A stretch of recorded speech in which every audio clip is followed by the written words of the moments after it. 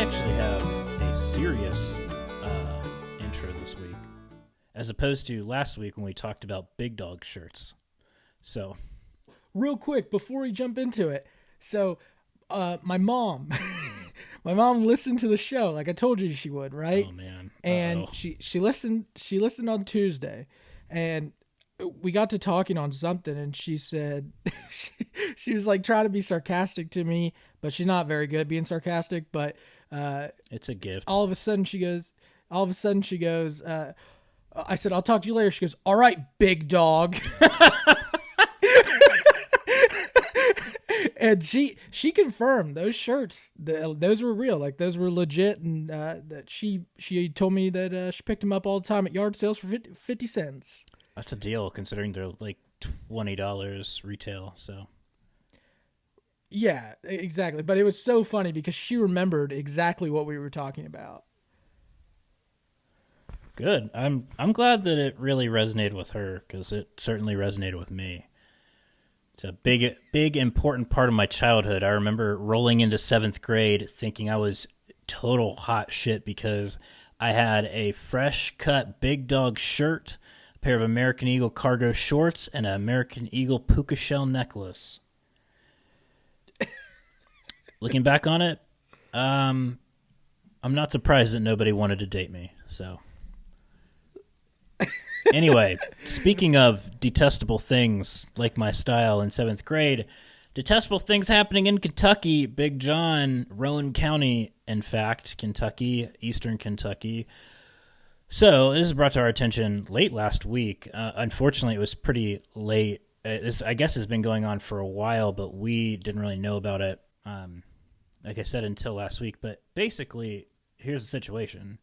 There is a mobile home park in Moorhead, Kentucky, in Rowan County, pretty rural part of the state. It's called North Fork Mobile Home Park, and it's been around there for a while. There's a lot of families that live there just trying to get by, have roofs over their heads, and wouldn't you know it, John, the owner of this mobile home park, the property owner, I guess you could say, decided that they wanted to sell it.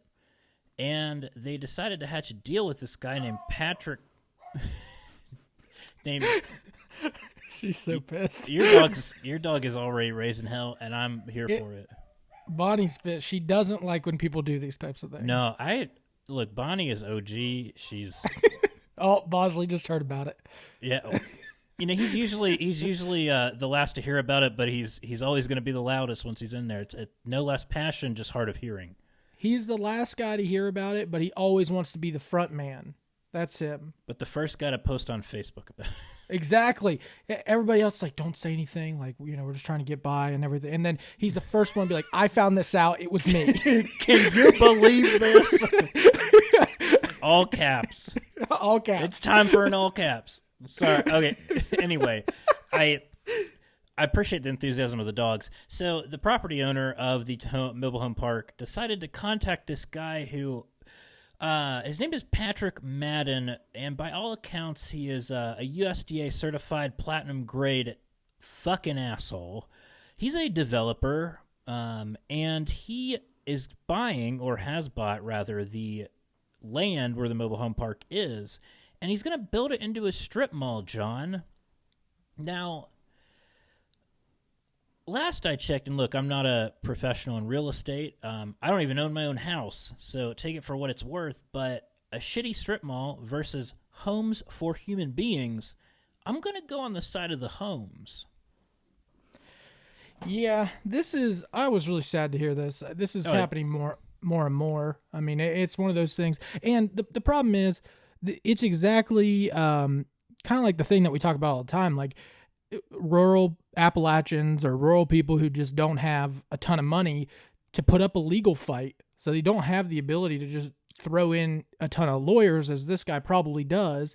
I'm sure that they're getting help pro bono from somebody, which is great, but it's still really hard when you're going up against a team of attorneys versus yourself. And I'm just making that assumption just based off of filings. But this is, again, I am all for making a place better, right? Like today I passed by a house being redone in Parkersburg. If you don't know, like Parkersburg has a lot of abandoned homes. Like it's really bad. A lot of fires happen there, but there's been some developers coming in and buying those homes and fixing them up. I understand that, gentrification has these issues, but when that happens, in my opinion, that's good for the community. You get those abandoned homes taken care of and you make it a better, a safer place. But this isn't like that to me. This is the dark side of gentrification. Yeah, well, I think there's problems with even what you mentioned, but this is just purely to try to turn a profit by putting up commercial retail outlet space. And more so is the people, I mean, generally mobile home parks are lower income, and even if you're not lower income, it's really hard to just pick your stuff up and move. And honestly, like by most accounts of the people who live in this mobile home park, by all accounts, the residents, all they're asking is for more time and more compensation to uproot their lives. And I believe they were given 45 days. Can you imagine just being told today, John, you have 45 days to move, find somewhere else. Good luck. Because we're going to bulldoze your house and put a Target there. It's hard to even move in 45 days after you've like sold your house. That's still really tough. So I can't imagine somebody just walking in and being like, well, today's the day, people, clock's ticking. And especially right now in this housing market, can you imagine what's going on? Like, hey, look, we recently joined TikTok, and I've seen a bunch of these videos. Like, brokers and real estate agents have made these videos of like a bunch of clients coming in at like $65,000 over and still being like 30th in line, right? Like, it's that type of market right now. So these people are not going to be able just to go and move that quickly. Yeah, it's absurd. Well, if they have the money to even buy them. Right, exactly. Right. If they even have the money. And the other thing is just the morality of this, right? You're essentially telling these people to go fuck themselves. People who are probably on the lower income spectrum, who have made their lives. Some people. So one of the stories I read was about a girl who's 10 years old, and she spent 6 years of her life, so half of her life, in this mobile home park, and they're being evicted. And for really no good reason other than this guy wants to make a quick buck, and he clearly doesn't care about anything about these people. Jesus Christ. All he cares about is making money. And this is what's so sick about all this, because sadly, this is legal. From my understanding. Now, there are going to be legal challenges to this. I know, like, the Kentucky Equal Justice Center, I think, has filed a lawsuit or has filed for an injunction or something. But, I mean, the fact of the matter is, if it's land owned by a person and they want to sell that land, they can sell that land in most cases. And it's horrible. And there should be protections against this because, again, this is huge gentrification. This is, like, out the ass, and this is in a rural area, which is not typically where gentrification is associated with happening, but it just goes to show you can happen anywhere. These people's lives are going to be ruined just so this guy can make a quick buck, and it sickens me. It's disgusting. Yeah, I mean, this is the problem too, right? Like, I don't know that area, so like I'm making assumptions. Like, I've never been there, to be honest with you, but was there not another spot? Like, was this really the only place? That's what I wonder. Because, look, I am all... People, I know some people won't like me for this, but whatever. I am all for trying to make your community better in terms...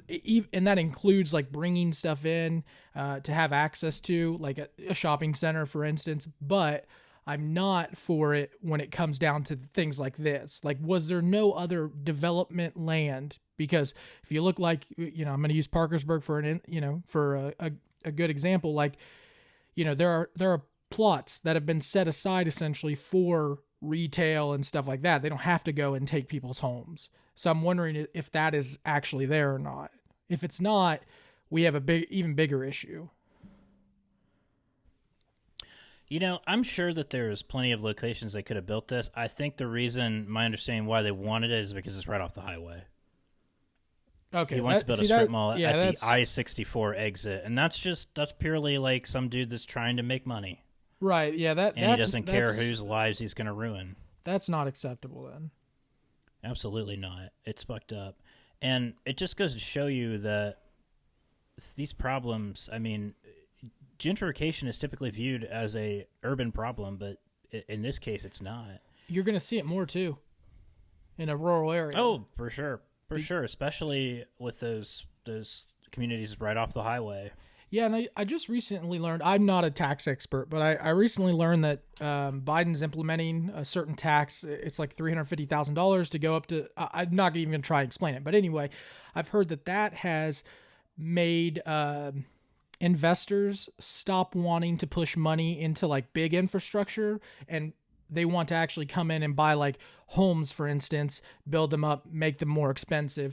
So they want to, that's going to be the new investment round. So it's going to be even harder for people to find homes whenever this happens. And it's going to happen in cities around the country, especially ones that don't already have high prices for their houses, because it'll drive up prices, but they can get it cheap when it first when they first begin.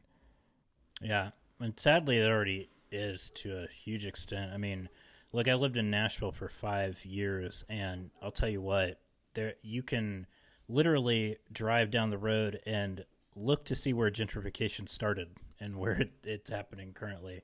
And it's just like, it's sort of these, it's people just trying to make money, and they don't care about the community around them. Look, I'm an Eagle Scout.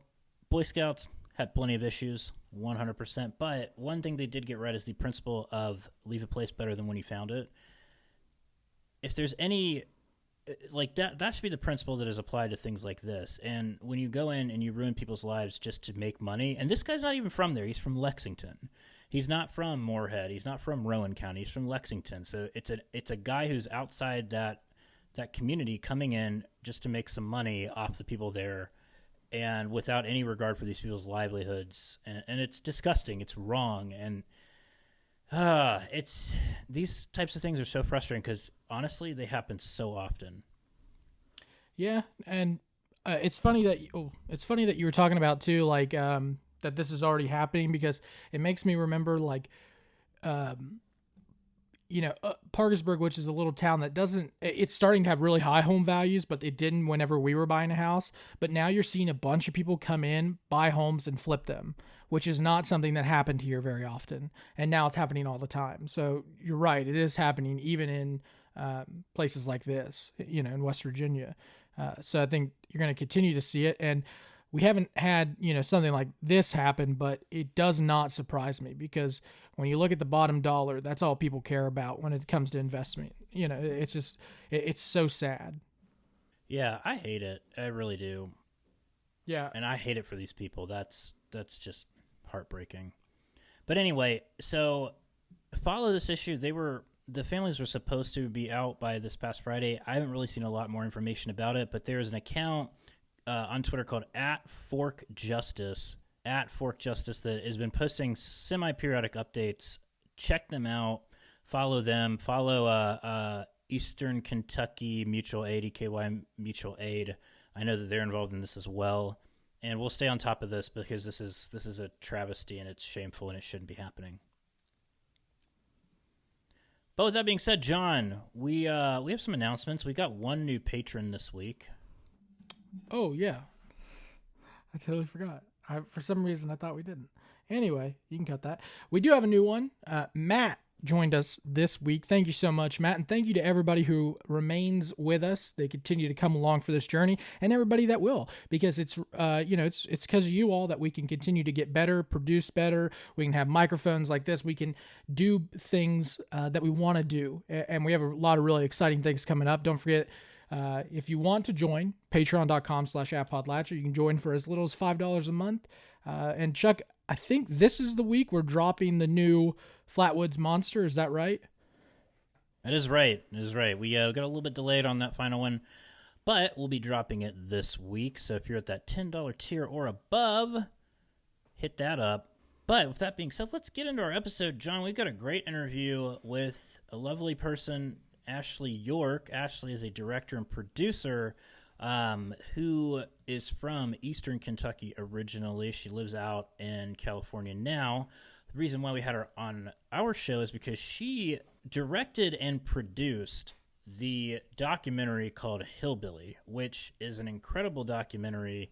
It is about Appalachia. It's a little bit about her life growing up in Appalachia. It touches on stereotypes perpetuated about Appalachia and the interesting, complex, and human dynamics about Appalachia. It is a fantastic documentary. It's honestly one of my favorites I've ever watched, because I think within the first 5 minutes of watching it, I was sitting there thinking, wow, I can relate to this so much. And Ashley does such a good job of telling a story both from her own perspective, as she is a subject, really the subject or one of the subjects of the film, but also the perspectives of so many other people in Appalachia, especially around where she's from, that are bases that aren't typically associated with Appalachia. So this is definitely a documentary that I think is cut from the same cloth as this show and what it's seeking to do.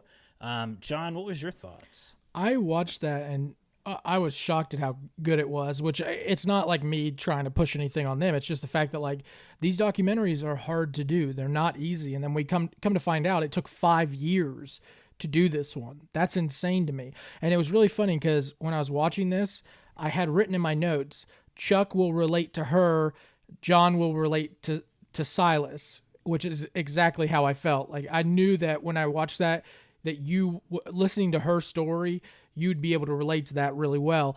And then, when I was listening to Silas talk about, everything that he was going through, and especially that moment, I don't know if you remember, Chuck, but that moment whenever he says, I always defend rural people, but I can't defend them from this because rural people did this. And it just hit me because like it is hard to defend everything all the time. Mm-hmm. Yeah, and for those of you who may not know, that's a reference to Silas House, who is a prolific author from Eastern Kentucky, one of the best in my opinion. Yeah, definitely. And also prominently featured in this documentary. Yeah, I completely agree with you. Well, let me just read. I want to read just a little snippet about the documentary to kind of give people an understanding of what it is, and then at the end of the show, Ashley mentions about how you can check out the film, but it's on Hulu if you have Hulu. It's also on Amazon Prime. We don't like Amazon, but it's fine if you want to go there to watch that. And I think on a couple other platforms as well. Hillbilly is a documentary film that examines the iconic hillbilly image in media and culture. It explores more than 100 years of media representation of mountain and rural people and offers an urgent exploration of how we see and think about rural America. This movie is for anyone who is a hillbilly or anyone who knows one. So, a fantastic documentary. Ashley did a phenomenal job. We had a really great conversation with her. And bonus, Dolly Parton's featured in it. So, there you go. That's all you need to know. That's a good point. With that being said, Ashley York. Thank you so much for joining us. I'm very excited to talk to you. I know that John is too. And boy, Hillbilly has been mentioned to us so many times. I can't even count. So I'm just really excited to jump into it. And John's so excited, I guess, that he left. So we'll No, I'm excited too. It was one of those where I kept hoping. I felt like, it was like a prom date. I kept hoping that you all would just ask me to come onto your podcast. And, of course, I follow along on Twitter, and I know a lot of folks who have been on your podcast, and I've talked about it with Crystal Good and Silas House. And, I'm a big fan. So I'm glad Oh, wonderful. Finally talked to each other. It was on our list for a long time. It was just we ended up getting really busy, and this is neither of ours full-time jobs, so it takes a little bit of some maneuvering to get everything scheduled. John, rural broadband problem, or are you good?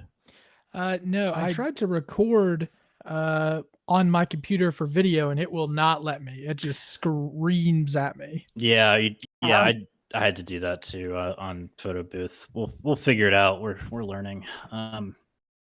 So one thing we like to ask our guests when they come on is to tell us a little bit about where they're from, which is a perfect thing for you because that's in a lot of ways what your documentary is about. So I was wondering if you can tell us a little bit about where you're from in Kentucky. I am from,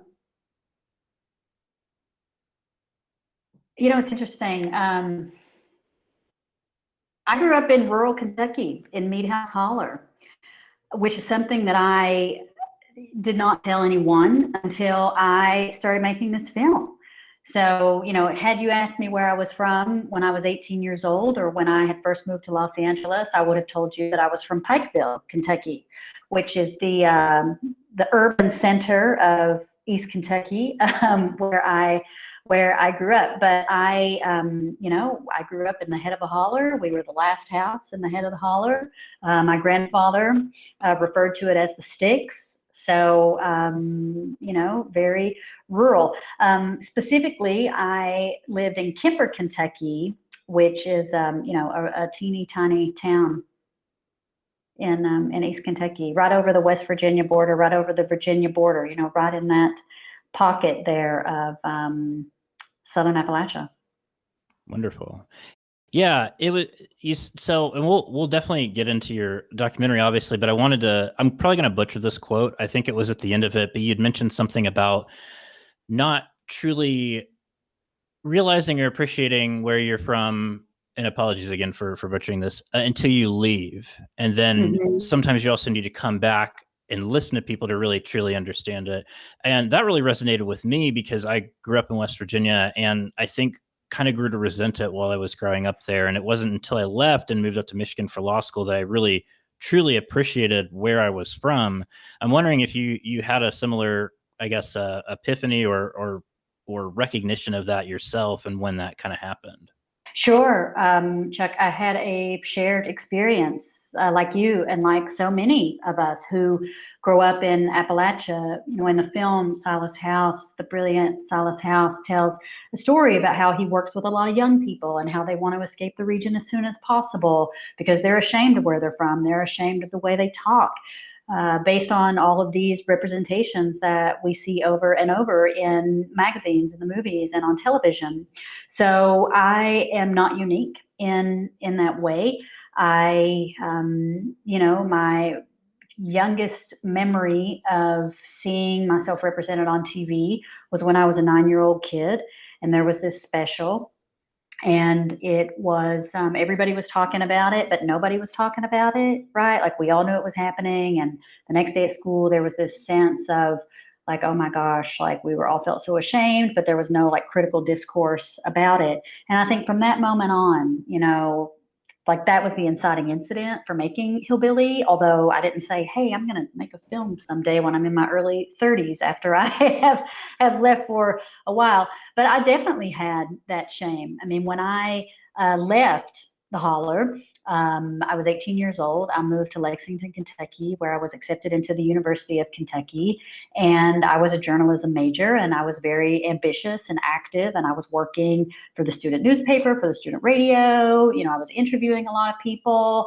And, I was shocked when I started to experience certain people's reaction to the way that I talked. And these were fellow Kentuckians, people from northern Kentucky, people who, regarded themselves as different from the East Kentuckians like me. So when you ask, where are you from, that's another thing. I used to always say I'm from East Kentucky. And sometimes I still say that, but, I'm sort of always negotiating, well, what does it mean, when we identify as being from East Kentucky or from rural Kentucky or an Appalachian? Which I also did not identify as an Appalachian until I, made the film. And, I am a bit hesitant about that just because of the connotations with Appalachia and certainly, the whiteness that's implied when we talk about Appalachia. So, I'm conscious of that, and it's complicated, but, I'm from rural Kentucky. Yeah, this listening to you is just so interesting because it reminds me a lot of my own experience in different ways. It's interesting that you kind of had some interesting reactions from other people in Kentucky That's really interesting to me personally, just like thinking about accents. And there's so many things that I'm thinking of right now that come up in the film. So why don't we just jump into it? Because I don't know, when I watched Hillbilly first, the moment I started watching, I'm like, God, I can relate to this so much. And so much of this is, an experience that I've had or a similar experience or dealing with family members that are like this. I'm kind of curious, what was that moment that compelled you to do this, to tell kind of your story, but also the story of the region or of where you're from in the region, Central Appalachia, and kind of just that thought process for you? That's a huge undertaking. Mm-hmm. Well, as I mentioned, the seed was planted when I was that 9-year-old kid watching Dan Rather tell the world about East Kentucky, Floyd County specifically, right? So, Right. this was a program, the highest echelon of news making, came to our town and told this story that like horrified us all because of the stereotypes that it was perpetuating. So the seed was planted when I was a 9-year-old kid. So fast forward, a decade later, I move away. I go to the University of Kentucky. I study journalism. I learn about feminism. I learn about gender studies. I learn about racial justice for the first time. And, everything that I came to care about really solidified at the University of Kentucky. That university changed my life and, my opportunity, the opportunity that I had to tell stories and to work with people and to just really explore, my own curiosity as a human being, and to learn how to think critically. So then I go to Los Angeles to go to film school at the University of Southern California. When I was 22, I moved to LA and started working, and it was probably, you know, uh, I don't know, 10 years later when I finally became ready to embark on the journey of making the film. And that was inspired, there were two media examples that happened in that contemporary moment of like 2007, 2008. And that was the show Buck Wild, which was this MTV series that, comes out, they're promoting it. That show was very carefully designed to take the place of Jersey Shore, one of their hit shows. Oh yeah. They've got the corporate sponsors. This is a huge moneymaker for the MTV Corporation. And at this point, I had been working. I moved to LA at 22. I had been working in the industry about 6 or 7 years. So I had developed an understanding of how the industry works and how these shows get developed and cast and the research and the way that the corporate partners come in and the way you pitch and the way you have to present things in a certain way. So my understanding of the media culture had evolved in that sense, so that when Buck Wild came out, it just annoyed me. It made me so mad. I had just started teaching at the University of Southern California at that time. I still teach there, which is a very important part of my practice. And I remember talking to the students about it. I remember showing them the Buck Wild trailer. I didn't even want to watch the show, but I saw it on a plane. I had to fly up to San Francisco to do a meeting at ITBS, and I remember it was on. It was a JetBlue flight. They had the TVs on the back of the seat. It was one of the first airlines to do that.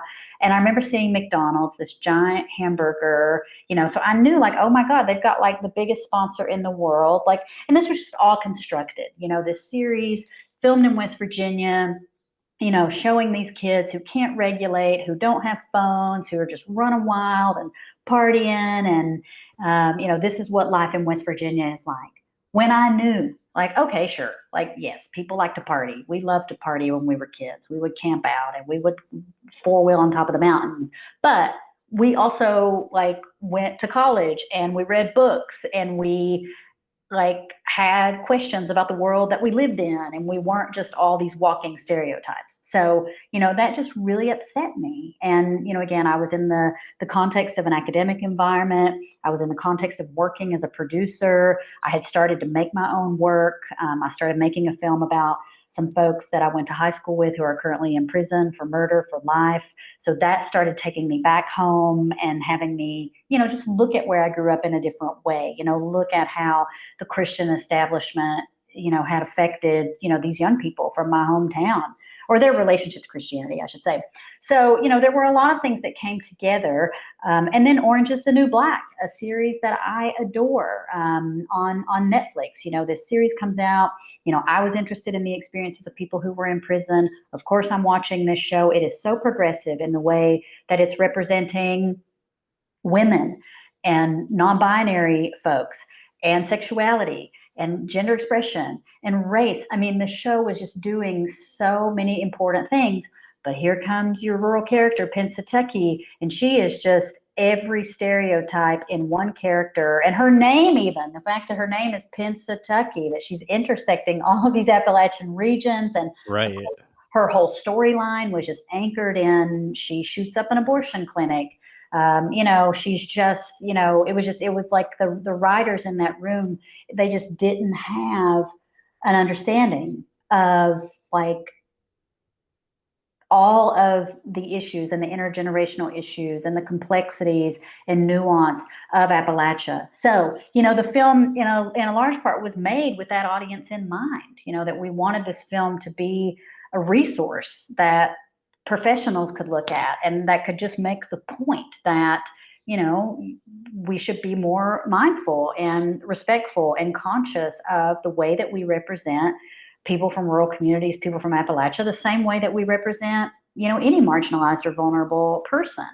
So that's a very long answer to your question, but it was a long process, and but it was so necessary, and it took me a long time to get ready and to find the courage and then to partner. I must give credit to Sally Rubin, my directing partner on the film, and she's a producer also on the film. And Sally's mother's from East Tennessee, and she grew up going to East Tennessee. She lived in Boston, but she would go back to where her mom was from. She loved the area. She knew that her mother had shame because she was from East Tennessee. She had moved to Boston and needed to, escape her dialect and her relationship to it as well. So, we had a shared sensibility in that way, and, teamed up. She was also very annoyed by the Orange is the New Black Appalachian character, Pennsatucky. And we decided to make the film. It's funny that you mentioned Buck Wild, because we've talked about how we didn't like Buck Wild when it came out. Like I was so upset. I wrote a letter to Joe Manchin saying that he needed to talk out about these stereotypes being perpetuated by one of the biggest media outlets out there. And so, I mean, trust me, I was pissed too. The funny thing is, though, through our discussion of Buck Wild, we then met Kara from Buck Wild, Kara Parrish, and it turns out Kara has turned into one of the biggest advocates for Appalachia out there. So it's just crazy to see that, that change. Because obviously when you're watching that show, you're like, okay, that's not what this person's going to end up. But Kara's she's a rock star now. She's killing it for the region. She's doing everything she can. So I think it is a good example of why people get upset with these stereotypes. And it's also a cool transition to see like that these stereotypes really aren't real, and this is the real person behind it. So I do find that to be a pretty interesting example of it. And I saw it in the documentary, and I wanted to mention it because I think that's really cool. The thing that I always wonder, because this to me is always a tough part. Like obviously, like we fight against Appalachian stereotypes all the time, but as a creator and as somebody who brings people on and interviews them, you have to worry about not perpetuating those stereotypes yourself. Like you have to make sure that, the editing is done right, or the way that you're discussing things is correct. And it's tough. How did you, as somebody who's making a documentary, go about trying not to perpetuate stereotypes while also discussing, some of the real things that are happening here? That's a great question.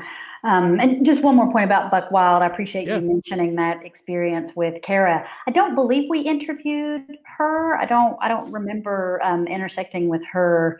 Most of our attention was on Shane Gandy, who Right. died so tragically and so young, and it's so heartbreaking. Awful. What happened to him, which his mother and sister took time to interview with us, and we went really deep with his story. But I do want to note that just because it was a show that came out and bugged me and inspired me to do something and to use my voice as somebody who grew up there, had a personal experience with this, and also was in the media world. I had the opportunity to say something and to do something.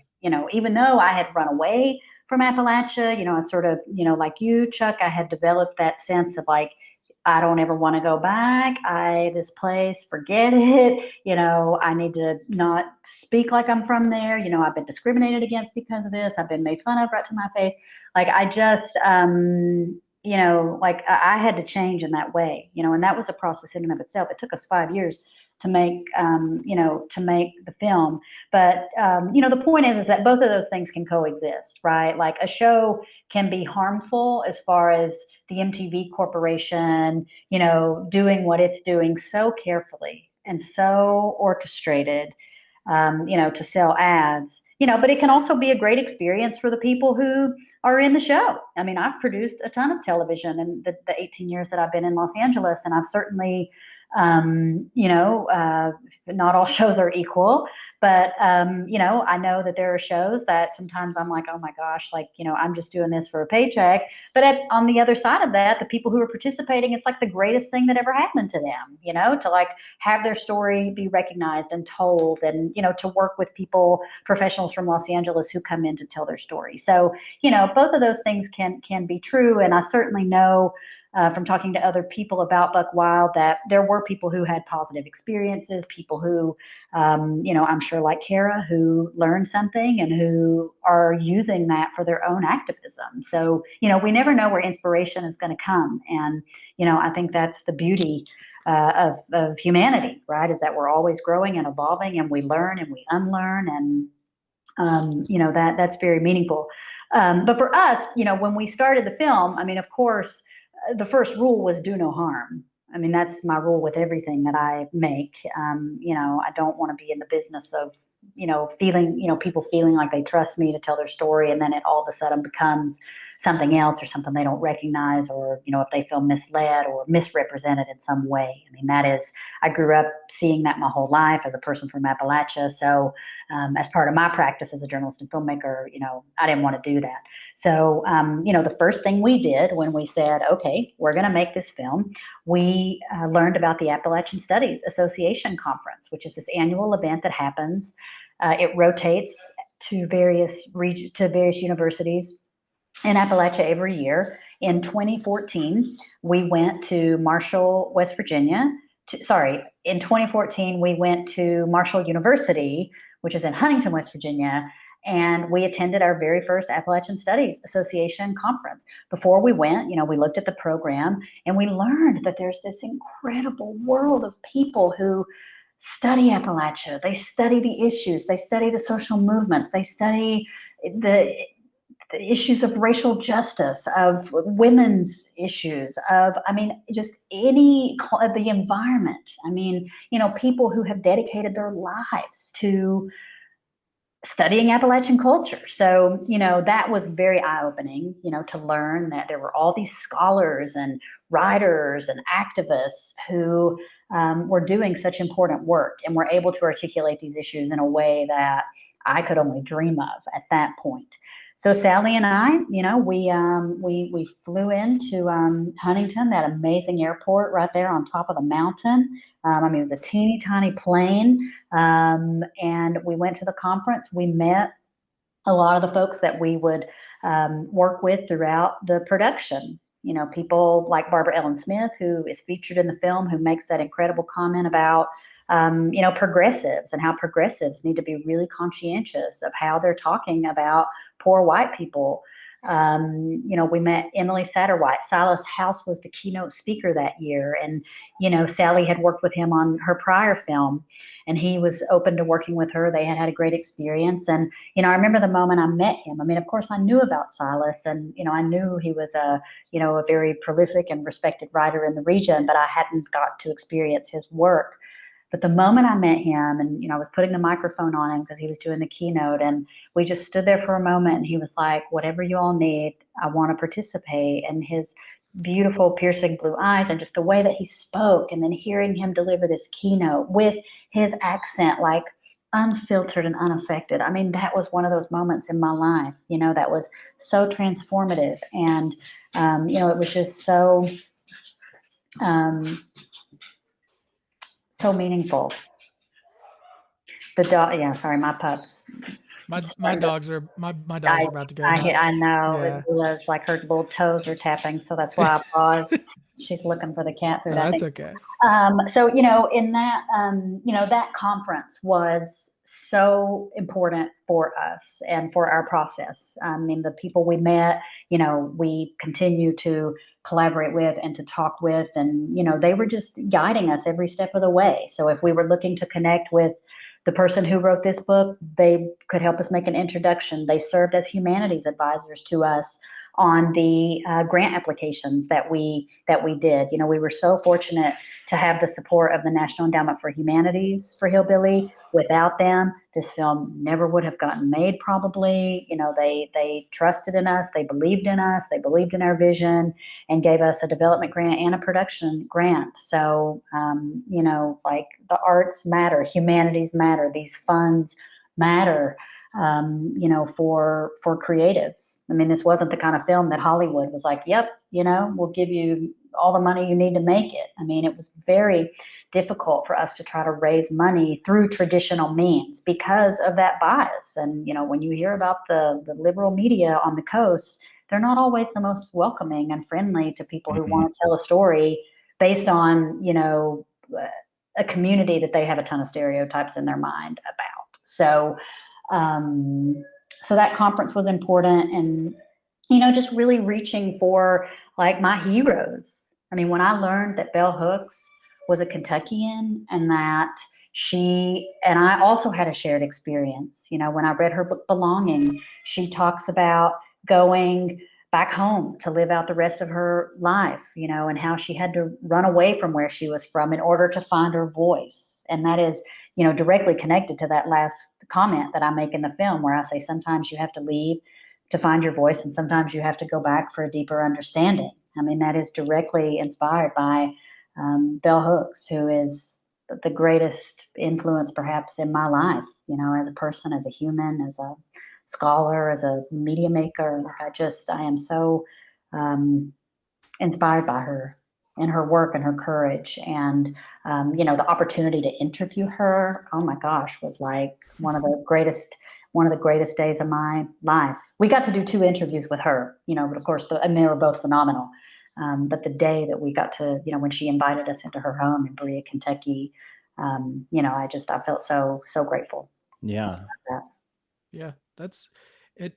You mentioned something too that I wanted to talk about, because on this show we've been very open about, Chuck and I, we both lean left somewhat, and there seems to be this almost negative connotation that's coming out of progressives and the Democratic Party, almost, that kind of looks down on the region. And I thought that part of your discussion, I can't remember her name. You all were talking to her on election night. She says it's 11 o'clock. I can't remember her name, but off the top of my head, she says they look down on us because we vote Republican. But if we didn't vote Republican, they'd look down on us because of drugs, and then they'd look down on us because we're drunk. And I thought that was like to me, one of the biggest parts of the documentary, because I was like, that's 100% right. So how do you, as somebody who does come off as a more progressive person, I'm just guessing because of supporting Hillary and everything like that, how do you balance that with maybe some people you're working with out in LA? Did you face those issues where you kind of have to roll people back and tell them that that's what they're perpetuating almost? That woman is Sam Cole. Okay, Sam is a brilliant human being and writer. She's an associate producer on the film. She's also featured in the film.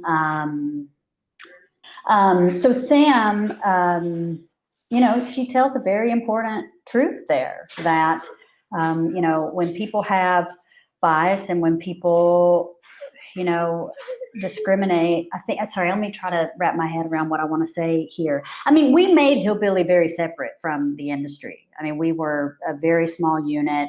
It was self-contained. We raised every dollar of that film on our own, and through, the National Endowment for Humanities, the National Endowment for the Arts, West Virginia Humanities, Ohio Humanities, South Carolina Humanities, Virginia Humanities. The Kentucky Foundation for Women gave us a grant. Kentucky Humanities Council, like all of the money came through these councils. It was not a film that was made with any support from the Hollywood media establishment. So, if anything, we just didn't, like, nobody would give us money. Like, we would apply and we would submit the materials, and we would either get this film is not for us, or just no response, which, again, is common when you're a documentary filmmaker. You get told no a lot. So, and we knew that, and that was hard. Certainly when you know, like, what the film will be, and you're not necessarily in a position to convey that the way you want to, like, that was hard, right? And that's just, Ira Glass has that great story about the gap, and how, like, sometimes when you're producing and where it's going to get to, but it's a long road to get there. And that was certainly the story with Hillbilly. I mean, it took us, like, again, it was a 5-year process, and a lot of that had to do with financing, because you can't, go film if you don't have the resources. And, another thing that was very important to us was having the visual integrity be preserved throughout the making of the film. Like, I was committed to having the film look beautiful and to have gorgeous cinematography. I mean, it's a film about representations. So, it was critical that it not feel amateur or low budget, that we were able to work with a director of photography who we knew could honor the space, and who could, document it in a way that would have this high cinematic value. The director of photography, his name is Brian Donnell. He is a very gifted person. He is a friend of mine. We spent a lot of hours on the road, of course. Like, when you're making a film like this, you got to be in the car a lot. So, you need someone not only who is talented, but somebody who, you can spend time with. And he's a Tennessean. He's from Nashville and cares deeply about Appalachia. And, we just had such a great time, running around, from Georgia to Kentucky to West Virginia to Ohio. I mean, we filmed all over the region. That's super interesting about all the things you talked about with financing, because we've talked to other documentary filmmakers who've had issues with that too, and I think it shows the resiliency of you and of your team for wanting to do this so much that you made it happen. So that's a really, really awesome thing you should be proud of.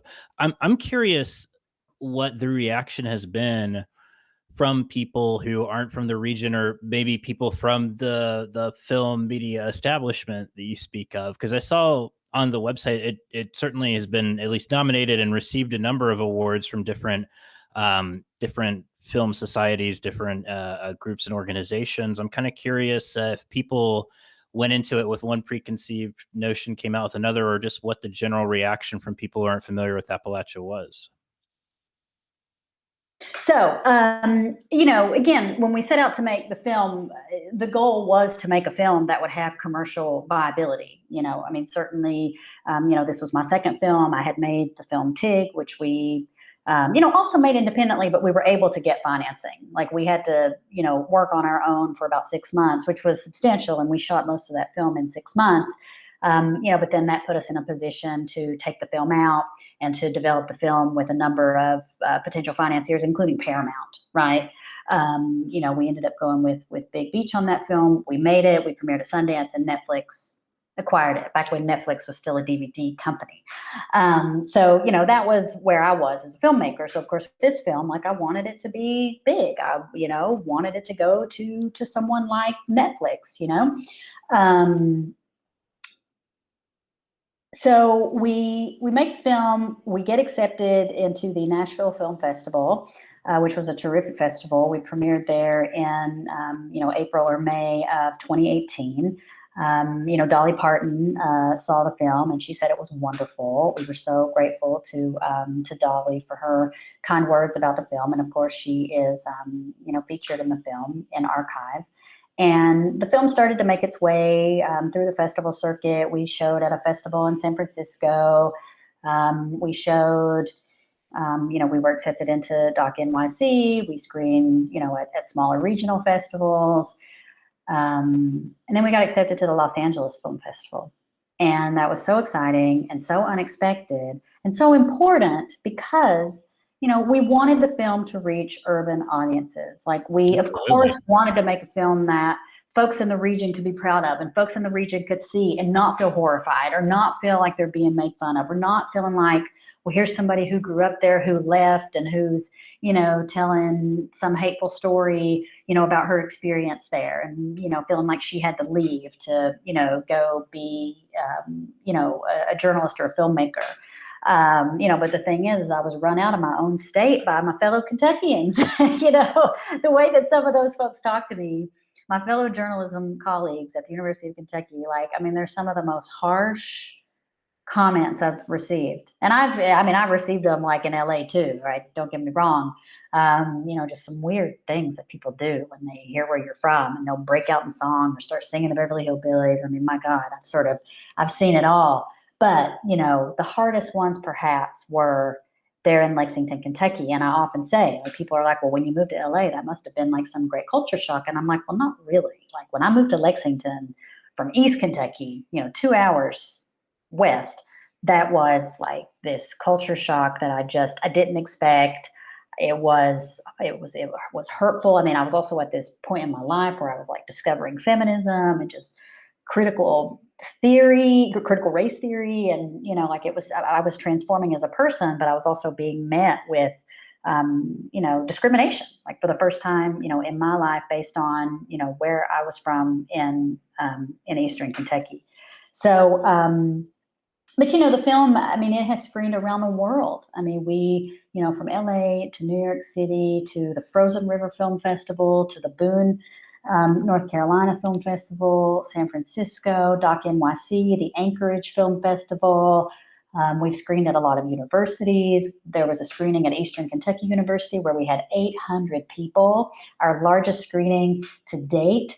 We screened at the University of Southern California where I teach, the University of Kentucky where I studied. The American Film Showcase picked up the film. That's a State Department program, like the United States State Department, and it's curated by USC, and they show your film around the world. So they curate films that open discourse, and through that, we were able to do screenings in Prague, in Albania, in Colombia, South America. So no matter where we have shown the film, there's the traditional hater or the traditional, this is liberal garbage, because they come in and think the film is going to be one thing. But I love that comment. It's one of my favorite criticisms of the film. Wear that proudly. I think it's an Amazon comment.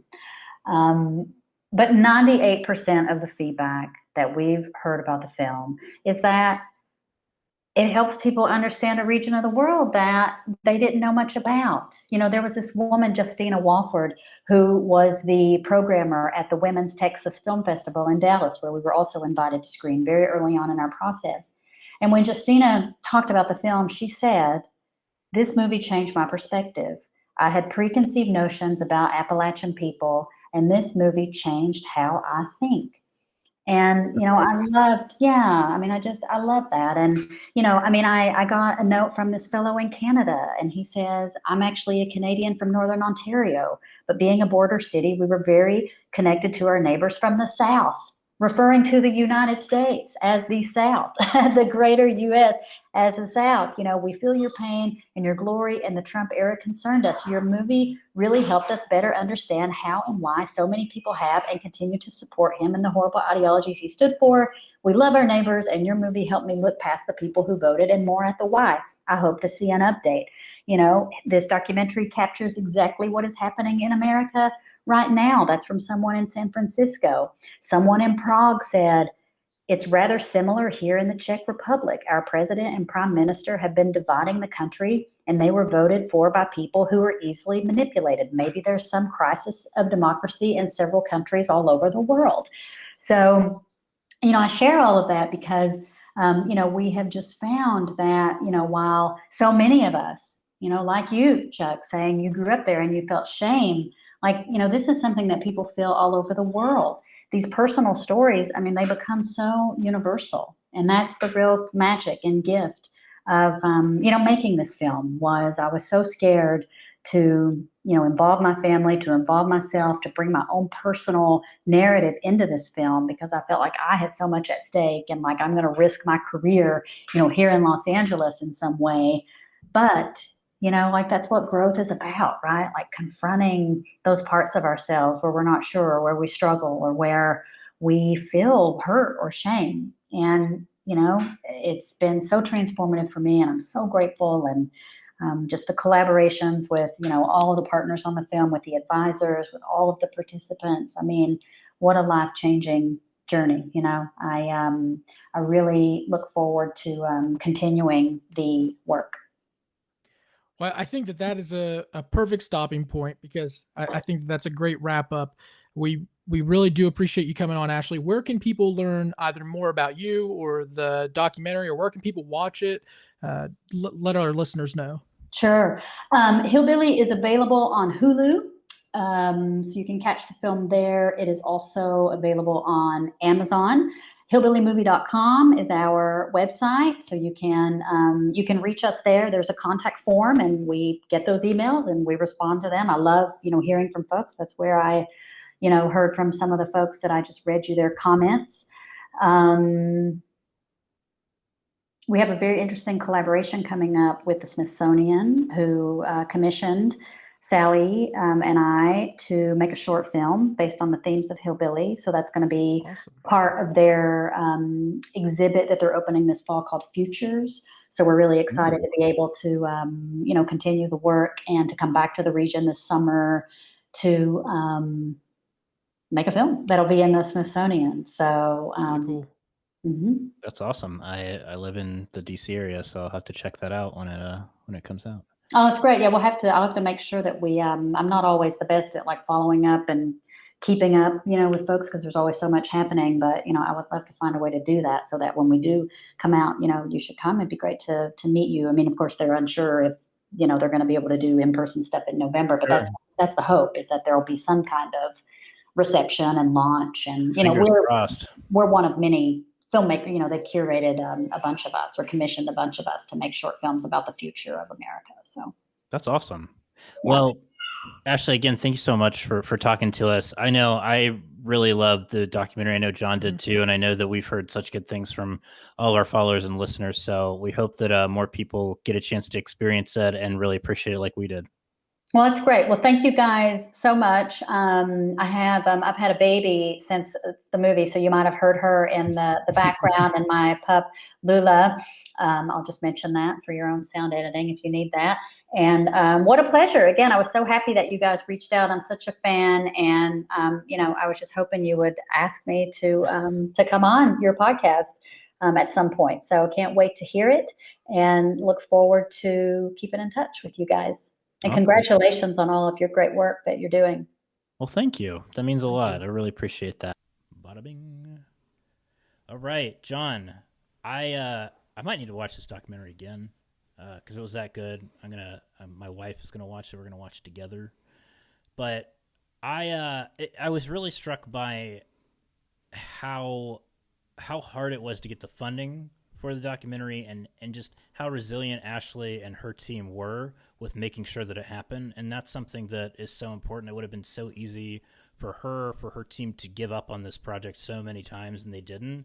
And for that, I think we owe them a debt of gratitude. And it just shows you how important this film was for her to tell this story. Yeah, I mean, when you listen to the interview, one of the questions that I asked was, how do you do something like this without perpetuating stereotypes? Because it's hard.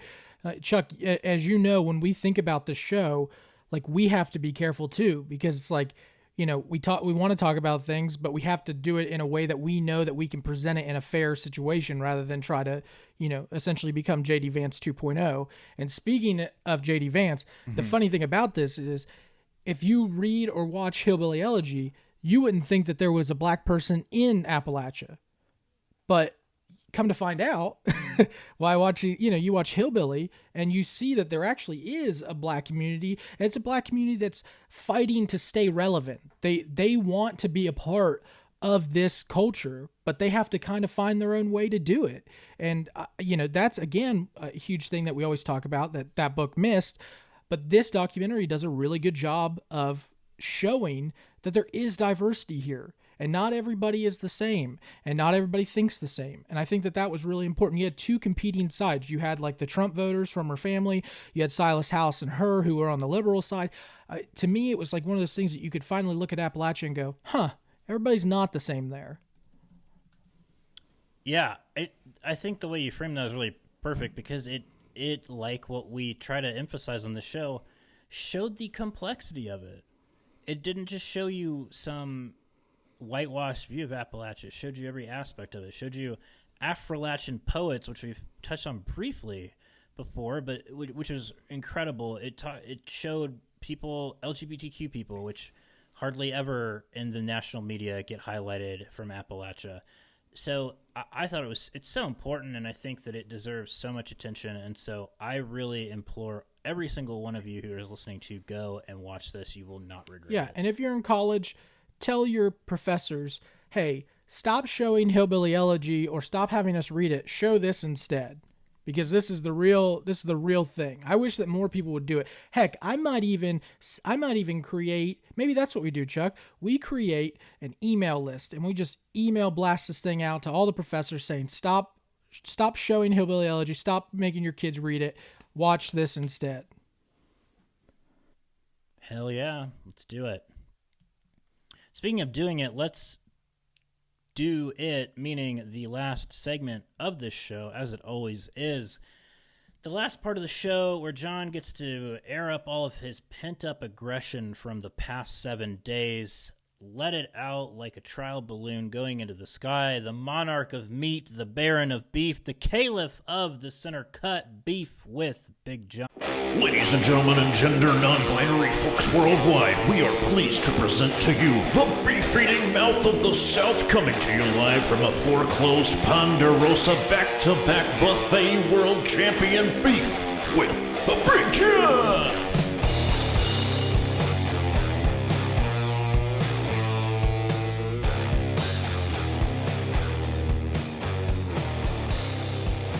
First off, I gotta say, I don't have beef with these people. Chuck, do you see my new hat? This new hat. Kind of. It just looks sort of blue with leather. Well, there's West Virginia. It says West by God. It's pretty cool stuff. Kinship Goods, who, if you remember, won the Appalachian Business of the Year in the Appalachian Awards. A prestigious award, yeah. Agreed. I got to go there for the first time ever. Really cool place. I just wanted to shout them out because they do a lot of really good work for the community in Charleston, West Virginia, and they honestly, they have shirts for everybody, not just people in West Virginia. Everybody should go check them out. Anyway, now to the beef. Chuck kind of mentioned that we're going to talk about the Jim Justice situation in our exclusive. So if you want to hear that, go check it out. Patreon.com/Appalachia. But my beef is an extension of that because, again, Chuck, I got beef with people who continue to use situations like the one with Jim Justice and turn them into a large stereotype about every Appalachian person ever. Yay! This is one of my favorite things to talk about. Oh my God. Yeah. So, like, if you haven't seen the video, go check it out. But anyway, this video goes around, and instead of people being like, Jim Justice is... he wasn't ready to talk about this. He he signed a bill that he shouldn't have. There was some talk of that, but instead people were like, well, it's West Virginia. No, this is to be expected. Everybody there hates trans people. Everybody there hates minorities. Everybody there hates, and that's not true. I understand that there is hatred. Not going to deny that. Plenty of hatred here, but not everyone is. There are a lot of allies. There are a lot of people fighting on the ground. There are a lot of people who could use your help if you're not in West Virginia. There are groups here that you could help. Fairness West Virginia. Great group that's doing a lot of great work that could really use your support rather than you posting on Instagram or Twitter or TikTok about how Jim Justice is just the personification of all West Virginians, because that's not true. There are so many people who are affected by this bill.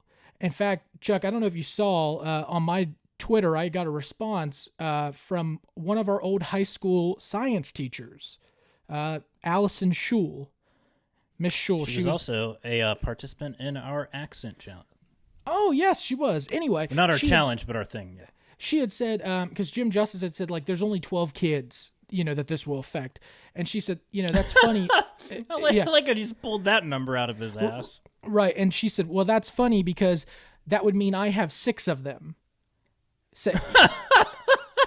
So, and she's like, and those are the people who are fully out about, willing to discuss it and everything. But now, think about that, Chuck. So many kids, and we'll get into this Patreon, so many kids are going to be hurt by this, way more than 12. And I think Allison does a good job of talking about that in that tweet, just mentioning, like, there are more than that. She's always been woke. I'm a big fan. Big fan, yeah, and she's a massive fan of my wife, way more than me. She always says, like, I got lucky, which is true. But anyway, Jim Justice is not West Virginia. Yes, Jim Justice won an election in which, 70% of the people voted, so another 30% didn't, and that doesn't even mean, I think he got, I don't remember his percentage, and I'm not going to even try. But anyway, not everybody here supports Jim Justice. Not everybody here thinks the way Jim Justice does. And not everyone here thinks like their senator does. We have a misconception that just because people voted Republican, that they voted, for hatred. I don't always believe that. I think that, again, people vote Republican to not vote Democrat a lot of the times. And I think we miss that sometimes. And I get it. You have to hold people accountable. I am 100% with you on that. I'm not 100% with you on saying that all of West Virginia is filled with hate, because that's not true.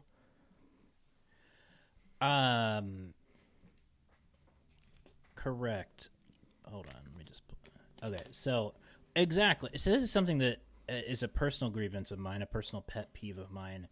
Drives me insane because people use this as an excuse to, like they do with many things, to paint a picture about a state that they already have a preconceived idea about. And it's really, it's really convenient. They'll West Virginia is always already seen as a very red, very conservative, in the mainstream perception, very backwards thinking state. And so this is a great figurehead to carry that stereotype, a great animating figure to do that. But again, it's with anything, is like, places are complex. They are not, you can't categorize a place based on the color of the electoral college map that they show up on. And for example, the same can be said about almost any state in this country. John, how many people voted for Donald Trump in West Virginia? It was roughly 69% of votes cast, but how many votes was that? Do you know? No. It's about 545,000. Yeah. Which in that state, a really big number. Now, let's go to California, a liberal bastion in this country. But only a third, right? That's still only a third of people in West Virginia. Correct, but of the votes cast, it was around 68%. Right, I'm just saying in total, we always look at those numbers and we say, 59% of West Virginians think that, but that's not true. Actually, only one third of West Virginians agreed with Trump. Yeah. No, correct. And I always like to point that out too with actual turnout. Turnout was 63%, so roughly a little under 2/3 of eligible voters turned out. So anyway, so to my point, there's 545,000 people that voted for Donald Trump in West Virginia, seen as a humongous Trump stronghold, rightly so. John, the liberal bastion of California, how many people voted for Donald Trump? 1 million. Wrong. 6 million. 6 million people in the state of California. That is roughly 3 to 4 times the size of the entire state of West Virginia. That's a good point. And just because border lines are drawn, we like to associate California with this humongous liberal bastion, which it is in many senses, but there's also a huge part of that state that likes Donald Trump. Is that places are complex. They don't fit into a nice little tiny box that fits into, a tweet on Twitter. So fuck those people that want to do that. That's my point. Sorry. And to wrap this up, I want to point out why it's so dangerous to do that. Because one, it undermines the work that is going on in this state or states like West Virginia. Because when you say that all people do this, you essentially discount every person that has boots on the ground that's trying to do something, good for these people. Second, it's also one of those things that allows you to essentially convince people that they're not ever going to change West Virginia or a state like West Virginia. And so that just leads to more brain drain. I understand that people are going to leave anyway, but essentially telling people like it's over, this is a place that will never change, is only you helping create a stronghold that you don't like. So if you actually started to talk about how you could change things and how change is possible, you'd have more people who think like you come to this state, the stronghold would be depleted and you'd be able to make changes. But by doing what people are doing now, by just discounting the entire state, you're actually helping that stronghold increase, because either it's a person leaves or a person doesn't vote because they don't think their vote matters anymore. And that's because of people doing these types of tweets and this type of stereotypical stuff. You heard it. It's just like what you get at Quiznos. That's a wrap. Thank you all for listening. Follow us on the social media, especially TikTok. I'm really alarmed by how many followers we've been able to get in the past week, and it's upsetting because at 1,000 I'm going to have to make a video, and now I'm going to have to think of what to do in a video. So I guess follow us, but in my sense, don't. So, yeah, and thank you all for...